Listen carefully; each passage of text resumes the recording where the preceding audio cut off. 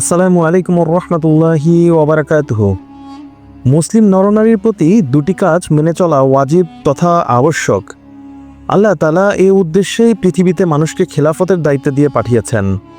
প্রথম ওয়াজিব হলো কোনো শরীক ছাড়া একমাত্র আল্লাহর ইবাদত বন্দিগি করা এবং রাসূলুল্লাহ সাল্লাল্লাহু আলাইহি সাল্লামের আনুগত্য করা।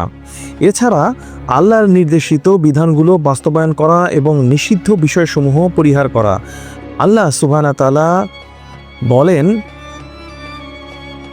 ইয়া আইয়ুহাল্লাযীনা আমানু আতিউল্লাহা ওয়া রাসূলাহু তাওয়াল্লাউ আনহুম ওয়া আনতুম তাসমাউন।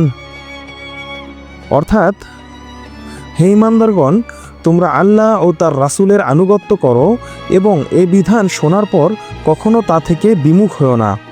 সূরা আনফাল আয়াত 20।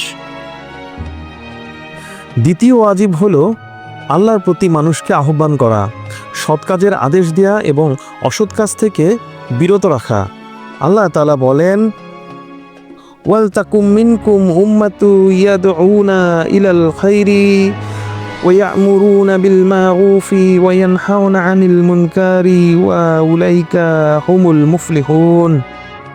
অর্থাৎ, তোমাদের মধ্য থেকে এমন একটি দল থাকা উচিত যারা মানুষকে কল্যাণের দিকে ডাকবে, সত্য ও ন্যায়ের আদেশ দিবে আর অসত্য ও অন্যায় কাজ থেকে মানুষকে বিরত রাখবে। অতঃপর যারা এ দলে সামিল হবে সত্যিকার অর্থে তারাই সফলতা লাভ করবে। সূরা আল ইমরান আয়াত 104। এই কাজ দুটি উদ্দেশ্য বাস্তবায়নের সমর্থনে রাসূলুল্লাহ সাল্লাল্লাহু আলাইহি সাল্লাম হাদিস বর্ণনা করেন।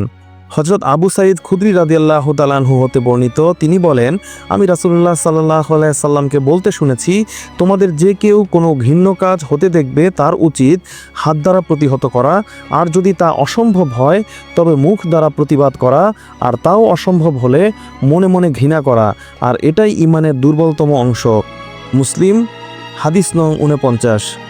এ হাদিসে মনে মনে ঘৃণা মানে শুধু ঘৃণা নয়, নীরবে নীরবে এই ঘৃণ্য কাজ সমাজ থেকে সমূলে উৎপাটন করতে কাজ করে যাওয়া।